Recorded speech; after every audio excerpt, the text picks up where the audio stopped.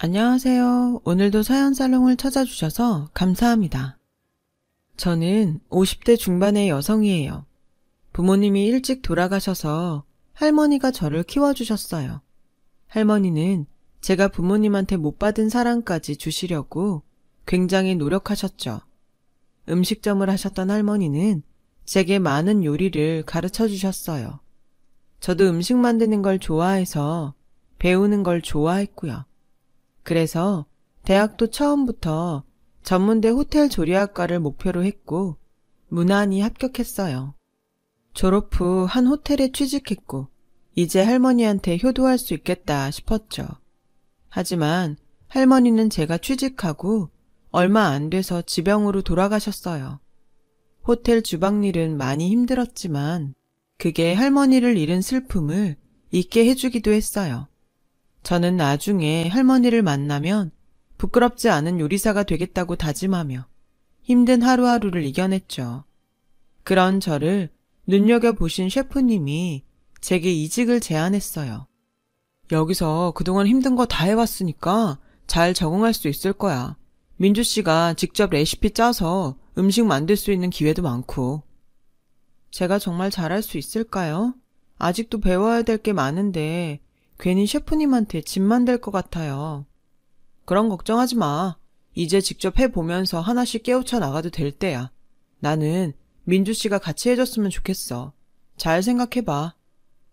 저는 많은 고민 끝에 결국 셰프님을 따라가기로 했어요.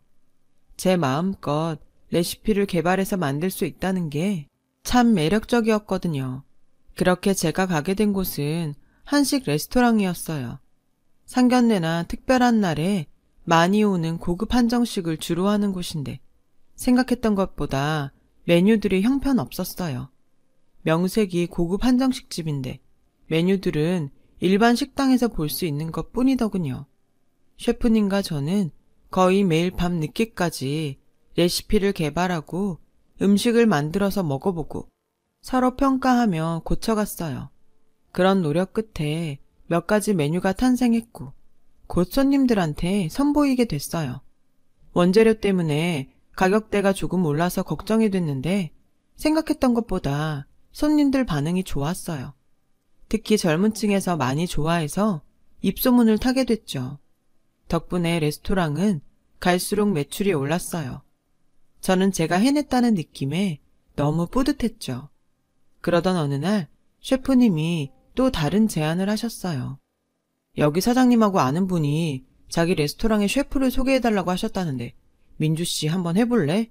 거기서도 지금처럼 레시피를 개발하면 돼. 완전히 거기 직원이 되는 건 아니고 사장님이 파견 형식으로 하실 거래. 여기로 다시 돌아올 수 있는 거죠? 물론이지. 민주 씨가 오겠다고 하면 얼마든지 올 수 있어. 저는 그렇게 몇 개월 만에 다시 직장을 옮겼어요. 거기도 한식 레스토랑이었는데 주방이나 메뉴 상태는 이전 레스토랑보다 훨씬 안 좋았어요. 총괄 셰프가 레스토랑 사장 아들이라길래 저는 주방 배치 순서를 먼저 바꾸자고 건의했어요. 최민주 씨 말도 맞지만 직원들 의견도 들어봐야죠. 일단 얘기해 볼게요. 그보다 먼저 레시피부터 개발해 주세요. 라며 조금 떨떠름하게 말하더라고요. 저는 괜한 말을 했나 싶었지만 기왕 할 거면 제대로 해야 된다는 생각이 들었어요. 그래서 주방에 대한 이야기도 좀 더 강력하게 하면서 저 나름대로 레시피도 개발했어요. 처음 레시피를 만들어 음식을 내놓자 총괄 셰프의 표정과 말투가 부드러워졌어요. 이 정도면 바로 손님들한테 내놔도 되겠는데요? 솔직히 최민주 씨 처음 봤을 때는 너무 젊은 사람을 보낸 게 아닌가 좀 걱정이 됐는데 다시 봤네요. 라며 좋아하더군요. 그 다음부터 직원들이 저를 대하는 태도도 달라졌어요. 주방 배치도 제가 말한 대로 바뀌었고요. 저는 밤 늦게 끝나고 아침 일찍 시작하는 힘든 일과에도 매일 자는 시간을 쪼개서 레시피를 개발했고 그 덕에 2가지 메뉴를 더 첨가할 수 있었어요. 총괄 셰프인 어머니인 사장님도 새로운 메뉴들이 반응이 좋다며 칭찬하셨죠. 그 무렵 그 총괄 셰프가 제게 사귀고 싶다며 데이트 신청을 했어요. 그동안 민주 씨 지켜봤는데 정말 괜찮은 사람이라는 생각이 들었어요. 제 얘기 흘려듣지 말고 진지하게 받아줘요. 말씀은 감사한데 너무 갑작스러워서 당황스럽네요. 저는 여태까지 셰프님을 그런 식으로 생각해 본 적이 없어서요. 라며 조심스럽게 거절했지만 그는 끈질겼어요. 그러다 보니 제 마음이 움직이더군요. 솔직히 할머니 돌아가신 후 계속 혼자만 있었던 게 외롭기도 했어요. 내가 뭐라고 저렇게 진지하게 사귀자고 하는데 계속 거절하나 하는 마음에 결국 사귀기로 했죠. 처음에는 저를 별로 좋아하지 않고 무시하는 것 같았는데 이렇게 마음이 바뀔 수 있나 의아하기도 했지만 저도 싫었던 사람이 좋아지기도 하니까 그럴 수 있을 거라고 생각했어요. 그 사람이 거만한 느낌이긴 했지만 호감형이라서 아주 마음에 없는 건 아니었거든요. 그래서 사귀자고 했던 것 같아요. 사장님은 저희가 만나는 걸 좋아했어요. 눈빛이 차가워서 대화하기 어려워서 저도 모르게 피할 때가 많았는데 자기 아들과 사귄다고 하니 오히려 친절해지더라고요. 저는 그동안 사장님을 오해한 것 같아서 죄송한 마음이 들었죠. 그래서 전보다 일도 더 열심히 하고 사장님한테도 더 잘했어요. 저와 그 사람이 사귀는 걸 비밀로 했어요. 하지만 사장님이 저를 반말로 이름을 부르며 거의 며느리 대하듯 하자 저와 총괄 셰프가 사귄다고 다들 눈치를 챘죠. 민주야, 너만 괜찮으면 우리 사귄다고 정식으로 말하고 결혼도 생각했으면 좋겠어. 직원들은 말 안 해도 다 알고 있는데 우리가 계속 모르는 척하면 분위기만 나빠질 것 같아. 우리 사귀는 거 밝히는 건 좋은데 갑자기 결혼이라니. 나하고 한마디 상의도 없이 혼자 결정한 거예요. 그래서 지금 너한테 말하잖아. 왜? 결혼하는 건 별로야? 우리 사귄 지 얼마 안 돼서 그래? 난 결혼이라는 건 솔직히 사귄 시간하고 상관없다고 생각하는데. 그래도 이건 아닌 것 같아요. 일단 사귄다는 말만 해두는 게 좋지 않을까요? 앞으로 어떻게 될지 모르는데 결혼 얘기는 함부로 안 했으면 좋겠어요. 꼭 사귀다가 헤어질 것처럼 말한다. 내가 너한테 그것밖에 안 됐던 거야? 라며 섭섭해했지만 저는 쉽게 결혼 얘기를 받아들일 수 없었어요. 사귄 지 얼마 되지도 않았고 저는 윗사람이기도 했고 어쩐지 그 사람이 좀 어려워서 계속 존댓말을 썼거든요. 그리고 그 사람과의 결혼은 정말 머릿속에 그려지지가 않았어요. 총괄 셰프는 공식적으로는 저와 사귄다고만 사람들한테 이야기하고 뒤에서는 저와의 관계를 묻는 사람들한테 결혼할 거라고 한 모양이더라고요. 직원들은 당연히 제가 그 사람과 결혼한다고 믿고 있더군요. 아니라고 해도 괜히 뺄 거 없다며 제가 내숭 떤다고 생각해서 일일이 설명하는 것도 포기했어요. 그러고 얼마 후부터 그 사람이 좀 이상한 행동을 했어요. 제가 개발한 메뉴들을 요리하는 장면들을 사진으로 일일이 찍고 레시피 과정을 하나하나 직접 다시 쓰더라고요. 이걸 왜 다 사진을 찍는 거예요? 레시피는 또 왜 다시 쓰고요? 이렇게 해두면 기록으로 남길 수 있을 것 같아서 그래. 이거 개발하느라고 얼마나 고생했어. 이게 다 추억이잖아. 라는데 저를 그만큼 생각해주나 보다 하고 고맙게 생각했죠. 총괄 셰프는 그렇게 제가 개발한 메인 메뉴 3가지를 전부 기록했어요. 그리고 별일 없이 시간이 흘렀어요. 저하고 총괄 셰프가 결혼한다는 소문도 좀 잠잠해졌을 때였어요. 사장님이 귀한 손님들을 모신다며 저에게 특별히 요리해달라고 부탁하시더군요. 처음부터 끝까지 민주 네가 해주면 의미 있고 정말 좋겠는데 손님들도 영업시간 끝난 후에 오니까 다른 직원들은 남아달라고 하기도 좀 그렇고. 네, 알겠어요. 손님들 몇 분 오시는지 알려주시면 미리 준비할게요. 고마워 정말. 이건 내가 따로 챙겨서 사례할게. 아니에요. 그러지 않으셔도 돼요. 라고 하자 사장님은 다시 한번 고맙다며 잘 부탁한다고 하셨어요. 저는 손님들이 오는 날짜에 맞춰서 코스를 짜고 재료들을 준비했어요. 사장님 손님들은 영업시간이 끝나고 1시간 후에 오셨고 그 전부터 준비하고 있던 저는 혼자서 요리를 하느라 너무 분주했어요. 총괄 셰프가 제가 한 요리를 내갔고요. 처음부터 끝까지 정신이 하나도 없었지만 무사히 그날 일정을 마쳤어요.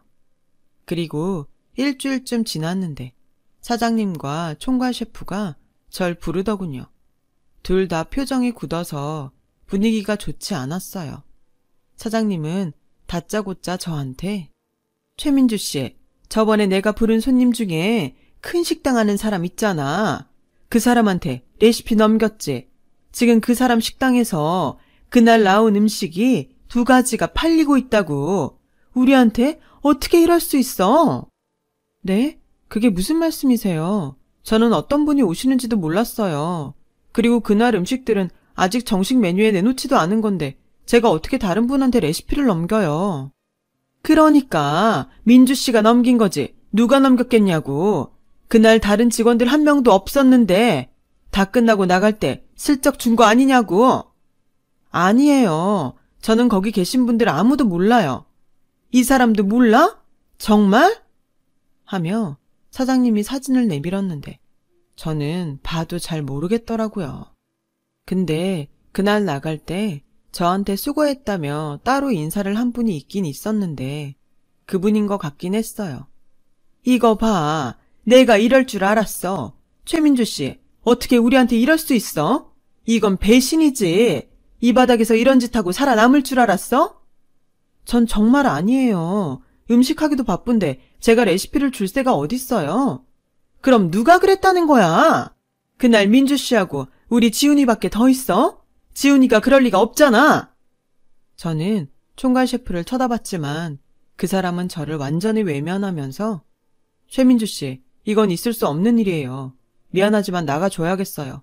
저희는 이렇게 신이 없는 사람하고 일할 수 없어요. 이거 우리가 법적으로 문제 삼으려면 얼마든지 삼을 수 있어요. 네? 법적 문제라니요. 이건 오해예요. 그리고 이 레시피들은 제가 개발한 건데 그게 왜 법적 문제가 되죠? 뭘 모르는 모양인데 최민주 씨가 개발했어도 이 메뉴들은 우리 레스토랑 거예요. 이미 우리가 상표권 신청해서 받고 레시피 특허권도 다 받았어요. 저는 정말 충격에 빠졌어요. 그동안 그 남자가 제 요리 과정을 일일이 사진으로 찍고 다 기록한 건 특허권을 신청하기 위해 자료로 내기 위한 것이었던 거죠. 그때야 개인이 개발을 해도 상표권이나 특허권이 회사에 소속되는 경우가 지금보다 훨씬 많았지만 저한테 말도 없이 등록했다는 데에 배신감을 느꼈어요. 민주 씨, 결혼 얘기 나오면 계속 피했잖아. 지금 생각해보면 그게 다행인 것 같네. 이런 사람인 줄 모르고 결혼했으면 큰일 날 뻔했어. 라는 총괄 셰프의 적반하장에 저는 기가 막혀서 죽을 것 같았어요. 그 당시 저는 정말 너무 순진했던 것 같아요. 너무 쉽게 그 사람들을 믿었고 제 레시피를 눈앞에서 고스란히 빼앗긴 거죠. 저는 결국 예전 직장으로도 돌아가지 못하고 레스토랑에서 쫓겨나고 말았어요. 2달 정도는 너무 억울해서 잠도 못 자고 밥도 제대로 먹지 못했어요. 그러다 처음 저를 추천하셨던 셰프님이 찾아오셨어요. 그 사람들 아무래도 처음부터 작정하고 민주 씨 레시피를 노린 것 같아. 요식업계도 갈수록 치열해진다고 하지만 너무 치사하네 정말. 내가 괜히 민주 씨 추천하는 바람에 이런 일을 겪은 것 같아서 미안하네. 이게 어디 셰프님 잘못인가요? 양심 없는 그 사람들이 문제죠. 셰프님은 조만간 독립할 예정이라며 자기와 다시 같이 일을 하자고 했지만 저는 당분간 쉬고 싶다고 사양했어요. 요리 레시피는 한동안 쳐다보고 싶지도 않았거든요. 하지만 계속 쉬기만 할 수는 없어서 동네 편의점에서 알바를 시작했어요. 그러다가 어느 날부터인가 웬 할머니가 자꾸 왔다 갔다 하는 게 보였어요. 할머니는 식당에 들어가서 밥을 먹고 계산을 안 하고 나와서 식당 주인에게 한 소리 듣기도 하고 건물 한쪽에 쭈그려 앉아 있기도 했어요. 저는 돌아가신 할머니가 생각나서 할머니한테 빵이랑 우유를 드렸어요. 할머니는 좋다고 드셨는데 그러고서 그만 옷에 설사를 하시더라고요. 저는 당황하지 않고 화장실로 모시고 가서 속옷을 가져다가 갈아입혀 드렸어요. 할머니가 제 손을 꼭 잡고 고맙다고 하시는데 저도 눈물이 났어요. 돌아가신 할머니 손처럼 따뜻했거든요. 그 뒤로 할머니가 소화 기능이 떨어지신다고 생각하고 집에서 할머니가 먹기 좋은 음식들을 만들어서 편의점에 갖고 나왔어요. 할머니를 못 만나는 날도 있었지만 할머니를 만날 때에는 꼭 도시락을 챙겨서 드리곤 했죠. 할머니는 제가 식사를 챙겨주는 걸 알고 식사 때면 저를 찾아오게 됐어요. 그러다가 가끔 말을 오락가락 한다는 걸 알았어요. 저를 손녀로 착각하실 때도 있고 멀쩡히 다니던 길을 모르겠다고 할 때도 있었고요. 한 번은 편의점에 들어오셔서 선체로 소변을 보는 거였어요. 그제야 저는 할머니가 치매일 수도 있겠다는 생각이 들었어요. 동네에서는 그 할머니를 다들 노숙자라고 알고 있었거든요. 저는 혹시 몰라서 할머니가 맨 가방 속을 보려고 했지만 할머니는 제가 가방에 손만 대려고 해도 꽉 쥐고서 놓지를 않았어요. 할머니, 혹시 수첩 같은 거 없어요? 전화번호 적힌 거. 저 구경하고 싶어요, 할머니. 저 좀 보여주세요. 그러면 나 또 맛있는 거 사줄 거야? 제가 그러겠다고 하자 할머니는 조심스럽게 가방에서 수첩을 꺼내서 저에게 내밀었어요. 저는 일단 그 안에 적힌 전화번호들을 모두 옮겨줬고는 하나하나 전화해봤어요. 그랬더니 그 중에 아들 전화번호가 있었어요. 아들과 며느리는 집이 지방이라면서 당장 찾아오겠다고 했고 한참 후에 온 가족이 외제차를 타고 편의점 앞에 나타났어요. 아들 말로는 할머니가 치매 증상이 있어서 서울에 있는 병원에 왔다가 할머니를 잃어버렸다고 하더군요. 여기는 병원이 있는 동네도 아닌데 아무래도 혼자 버스를 타신 것 같다고 했어요. 손녀까지 와서 할머니한테 안겨서 우는 걸 보니 가족들이 할머니를 많이 찾았던 것 같더라고요. 할머니는 가족들과 함께 가면서 저에게 아가 잘 있어? 라고 했고 저는 그 말에 눈물이 쏟아졌어요. 할머니도 건강하시고 병도 나으셔서 오래오래 사셔야 해요. 라며 가족들과 차를 타고 가는 할머니를 배웅했어요. 할머니가 가고 나니 저는 다시 마음이 허전하더라고요. 하지만 그 일을 계기로 저는 다시 레시피를 연구하고 요리를 할 수 있게 됐죠. 당장 다시 취직을 하고 싶지는 않았지만 매일 조금씩 레시피를 개발했어요. 그렇게 얼마 정도 지났는데 할머니 아들한테서 연락이 왔어요. 어머니가 아무래도 아가씨가 만들어주셨던 음식을 찾는 것 같아요. 그 레시피를 우리한테 알려줄 수 없을까요? 저는 할머니에게 해드렸던 요리 레시피들을 알려드렸고 아들분은 다시 제게 연락을 해와 할머니가 잘 드신다고 고맙다고 했어요. 생각해보니 우리 어머니 큰일 날 수도 있었는데 아가씨 덕분에 이렇게 건강하게 다시 우리를 만난 것 같아요. 그래서 아가씨한테 사례를 하고 싶어요. 어머니도 아가씨 보고 싶어 하는데 여기 한번 올 수 있겠어요? 저는 사례는 필요 없다고 했지만 그건 안 될 말이라며 저보고 꼭 오라고 하더군요. 저는 그냥 금일봉 정도 주려니 생각하고 지방에 있는 할머니 댁에 갔다가 깜짝 놀랐어요. 마당도 마당이지만 집도 정말 어마어마하게 넓더라고요. 할머니 아들은 지방에 있는 큰 기업을 운영한다고 했어요. 할머니는 저를 보더니 우리 아가 왔다며 무척이나 반가워하셨어요. 아들 말로는 할머니가 좋아지지는 않았지만 요즘은 컨디션이 괜찮다고 하더군요. 아가씨 알아보는 거 보니 다행이네요. 요새는 음식도 정말 잘 드세요. 아가씨한테 고마운 거 투성이에요. 그런 말씀 마세요. 저야말로 할머니가 의지가 됐던 것 같아요. 할머니 아들은 저에게 깜짝 놀랄 이야기를 하셨어요. 이거 받아주세요. 처음에 어머니 모셔올 때 경황이 없어 제대로 말씀도 못 드렸어요. 뭐라고 설명드릴 수 없이 고맙습니다. 하면서 통장 하나를 주시더라고요. 통장엔 5억이라는 돈이 찍혀 있더라고요. 저는 이런 거 생각도 못했어요. 제가 받을 게 아닌 것 같아요. 라며 계속 사양했어요. 정말 너무 부담스럽더라고요. 그러자 할머니 며느리까지 나와서 뭐라도 꼭 줄 수 있게 해달라고 했어요. 정 그러시면 저한테 투자를 해주세요. 제가 원래 요리를 했는데 사정상 쉬고 있었거든요. 할머니 음식을 해드리면서 다시 일하고 싶은 마음이 생겼어요. 투자를 해주시면 열심히 해서 돌려드릴게요. 할머니 가족은 제 말에 정말 좋다고 했고 일이 빠르게 진행이 돼서 수도권에 자그마한 제 가게를 갖게 되었어요. 집에서 해주는 밥상 같은 분위기가 나는 가정식을 주로 하면서 소화기관이 약한 어르신들이 드실 수 있는 메뉴도 같이 준비했어요. 그러자 가정식을 먹으러 왔던 사람들이 부모님 갖다 드린다고 어르신용 메뉴를 포장해 가는 경우가 늘기 시작하더라고요. 워낙 좋은 재료를 사용하다 보니 원가가 비싸서 많이 남지는 않았지만 손님이 점점 늘어나고 좋은 평이 많아지는 걸 보니 뿌듯했어요. 저는 몇 년 후에 가게를 확장해서 건강식 레스토랑과 젊은 사람들이 부담 없이 올 수 있는 레스토랑 2개를 내게 됐어요. 할머니 아들 내외도 제 사업이 잘 되는 걸 뿌듯해 하시며 격려해 주셨어요. 할머니는 벌써 돌아가셔서 시간이 좀 지났지만 저는 아들분과 사업 파트너로 계속 좋은 관계를 유지했습니다. 저도 할머니 제사 때가 되면 직접 찾아가기도 하고 할머니가 좋아하셨던 음식을 만들어 보내기도 했어요. 그러다가 제가 늦은 결혼을 하게 됐어요.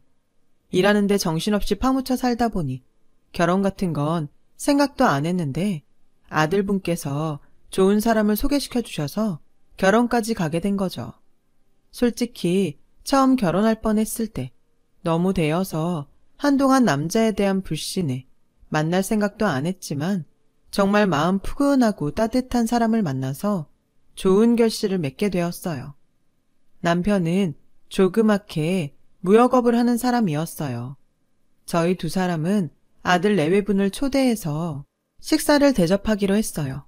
그리고 약속한 레스토랑에 제가 먼저 도착해서 건물 입구에 서 있는데 청소 도우미 할머니가 나오다가 저하고 부딪혔어요. 할머니, 괜찮으세요? 라며 도우미 할머니를 본 저는 놀라서 말을 못했어요. 그 할머니는 예전에 제 레시피를 빼앗고 저를 해고한 레스토랑 사장님이었어요. 사장님도 놀라서 저를 보다가 민망한지 얼른 청소도구를 가지고 자리를 피하더라고요. 그렇게 놀란 마음을 안고 식사를 마치고 나오는데 사장님이 저를 불렀어요. 민주야, 너 맞지? 아까는 너무 놀라서 인사도 못했네. 잘 지내나 보네. 그동안 어디 있었어? 라며 어제 본 것처럼 친한 척하는데 소름이 끼쳐서 왜 이렇게 아는 척하세요? 저한테도 볼 일 남았어요? 지금도 레스토랑 일 하면 우리 아들 자리 하나 알아봐줘. 사정이 있어서 일을 접었거든. 제가 왜 할머니 아들 일을 알아봐줘야 되는데요? 왜요? 제 레시피 저한테 묻지도 않고 마음대로 등록해서 썼는데 가게가 잘 안 됐나 보죠? 저 같은 사람 이 바닥에서 일 못할 거라며 나가라고 할 때는 언제고 아들 일을 알아봐달래요? 진짜 예전부터 뻔뻔하다고 생각했지만 완전 선 넘네요. 그때는 오해가 좀 있어서 그런 거잖아. 그건 민주 네가 이해를 해야지. 오해는 무슨 오해. 저도 다 들어서 알아요. 처음부터 작정하고 제 레시피만 노렸다는 거. 제가 그날 만든 메뉴도 사장님이 그 손님한테 가져다 드린 거라던데요. 라고 뿌리치고 가려고 하자 사장님은 민주야, 내가 잘못했어. 다 지난 일이잖니. 이렇게 다시 만난 것도 인연인데 우리 이제는 잘 해보자. 응? 인연 좋아하시네. 그리고 자꾸 제 이름 부르지 마세요. 소름 끼쳐요. 라는데 남편이 주차장에서 기다리다가 와서 이게 무슨 소리야? 혹시 이 사람이 전에 당신 레시피 뺏어갔다는 그 사장이야? 맞아. 이제 와서 뻔뻔하게 자기 아들 일자리 달라는데? 라고 하자 사장님은 창피한지 얼른 그 자리를 피하더군요. 유통기간이 지난 재료를 쓰다가 한 직원이 식약처에 신고해서 벌금을 물고 그 후에도 음식질이 점점 떨어져서 음식 블로거들 사이에서 돈만 챙기는 식당으로 악평을 받다가 결국 문을 닫았다고 해요.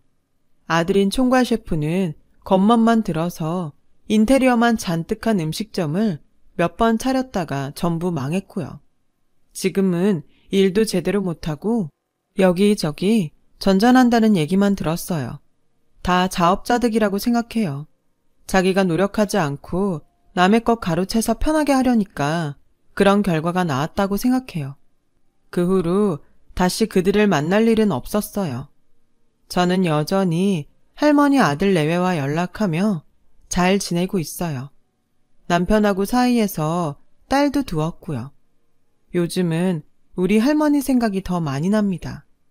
제가 이렇게 성공한 건 할머니가 하늘에서 보살펴 주셨기 때문이라고 믿고 있어요. 할머니가 좋은 인연을 저에게 보내주신 거라고요.